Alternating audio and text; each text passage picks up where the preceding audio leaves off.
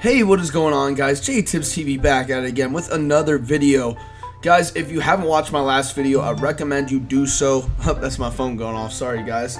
I recommend you watch the last video because we go over an unstoppable blitz. It's actually one of the many blitzes and also offensive tips, guys, I've been giving you guys.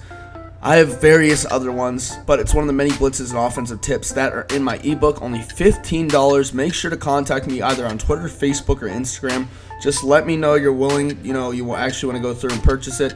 And with the ebook comes unlimited lab sessions and awesome contacts for me all the time. So if you guys need help with a blitz or a play, if you guys just want a lab, just hit me up. I will do my best to get back to you as soon as possible. So today we're going to be going over a little scheme, a pistol scheme, and this is the bunch tight end. So we're going to be going over some really good plays in this playbook. What I like about this pistol tight end is you can run the ball pretty well out of it, but you can also pass as well. So the first play we're going to be going over is this strong power. So we're going to go against a random defense. So on this strong power, you can either flip it. Sometimes that's what a lot of people will do, and they'll run it to the left, and you'll see the really good blocking we get. So if we can just hit that outside with Ingram right there, boom, nice blocking.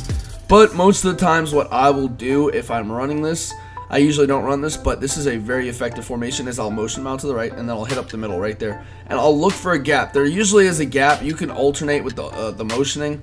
I'll usually just motion this inside guy. It's a lot easier.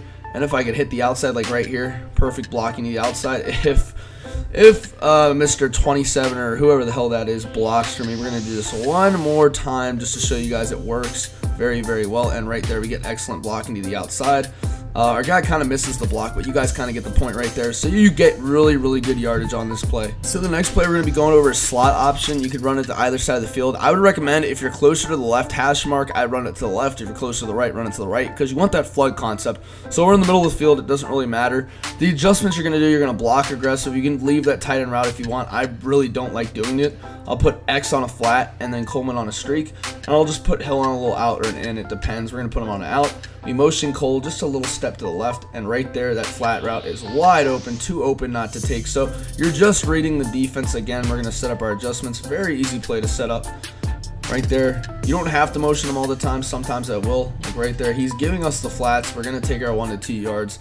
Nice and easy little pickups. Now I'm waiting for the opponent to give us, underneath. So right here, we have that corner route open. Boom, nice little dot right there to Ted Ginn. I know he was playing over the top, but we're still able to get that corner route open. It's very good, especially if you put the X on the flat route, because he sucks him down right there. That is way too open not to take. So it's just a read and react concept. And if you leave the tight end on his original route, what he'll do is he'll run a route according to what the defense is giving him. So right here, he's probably going to run a post, I'm assuming. No, he runs a curl. We're going to low ball that. Of course, he ends up dropping it, but you guys kind of get the point right there. Again, we're going to wait for that tight end route. I mainly want to show you guys how that works. So he's going to run an out route here. Boom, nice little out route. Nice catch by Hill. Tough catch. That's a nice 10-yard pickup. So we're going to run this play one more time just with the random adjustments, and we are going to take our yard. So right there, A is wide open.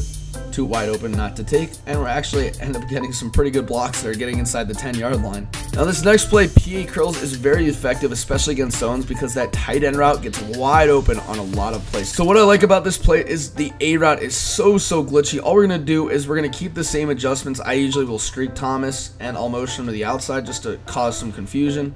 Right there, we have Y to the inside. If you throw that early, he keeps running. It's really nice. But this is kind of just a concept to break up a zone, basically get in between the zone. What you can do is motion Thomas out to the right if you want, so you can distract that other corner.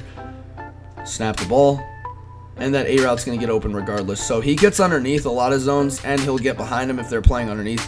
What I like about that A route, it's very hard to guard man-to-man. So not a lot of people can guard it. Right there, we have the flat. We got to take it. Nice little catch by Coleman right there for a nice 5 yards. So I want to show you guys how good this is against man. We're just going to play a regular cover 2 man just to show you guys how effective the A route is. So we're going to wait for A to break. Watch him just obliterate whoever's guarding him. And it doesn't matter if it's corner. You see, there's Malcolm Butler on him. If Malcolm Butler cannot keep up with an average tight end, then I don't know what will. I honestly don't know what will. Right there, you got to wait a little longer for his route to develop. We're going to do this one more time. And also, you want to make sure you wait for him to make his cut, like right there. Boom, nice little completion right there. Unfortunately, I can't turn up field, but if your opponent is in man or playing underneath coverage, that will be open 10 times out of 10. The next play we're going to be going over is this curl flat play. All you're going to do is block your running back, I'll put Hill usually on a flat, and I'll do whatever with Gin Jr. and Thomas. I'll usually put Thomas on a streak since Gin is on that out route. We're going to motion Coleman over. Once he gets about over here, right here, I'm going to snap the ball. So right there, we have him for a nice low ball right there. He was in man, so that's a really, really good pass. We're going to do this again. I'm assuming the defense is going to be hopefully in a zone. This kills cover 2 zone and cover 3. Cover 4, I'm not sure, but it just destroys it. So right there, we get behind the defense for a nice completion right there. That's really threading the needle. I mean, we had the flat route open, but that route is just so effective against zones that is just stupid. So we're going to do this one more time. Streak X, this is what it looks like. Let him get right about there. And we're going to low ball again. If they play man, I'd feel more comfortable low balling because the low balls this year are very, very tough to guard for CPU. They're kind of broken in my opinion, but not many people really talk about them being broken. I mean, it's kind of an exploit this year to be honest, but it's not as bad an exploit. So right here, he's giving me the flats. I'm going to take it. It's just a read and react concept. You're just trying to flood that side of the field basically with a flat and a corner out. Whichever side the corner decides to commit to, you throw to. Some cases, sometimes those 99 zones that they have in Madden now, those crazy zone players, they'll try and bait you. You just got to make quick reads and make them effective. So this last play I want to show you, it absolutely kills zones. It's cross drag. We're going to go against a random defense. I just picked a random defense just to hopefully play some zones, and I move the ball back a little bit. So what you're going to do is you're going to streak hill, and that's about it. Just make the reads underneath, below, doing whatever. So right there we have that crossing route. He is in man. Unfortunately, we're going to go down. If they're in man, this play absolutely kills it. Sometimes you could slant that tight end. So basically, we're just making a read. So right here, we're going to have Y right behind that zone. Right there for a nice little dot to Ted Ginn Jr. You just got to read the zone. Malcolm Butler chose to guard the drag, so we ended up throwing to Ted Ginn. So if we can get outside containment right here, right there, that's perfect throw. We're just dotting them up with awesome Drew Brees right there. But to make this play even more effective, what you can do is you can pretend you're running it. So pretend you're flipping the run. Get a lot of people to run commit, I'd say. So right there, we have him again. We're going to try and make something happen here.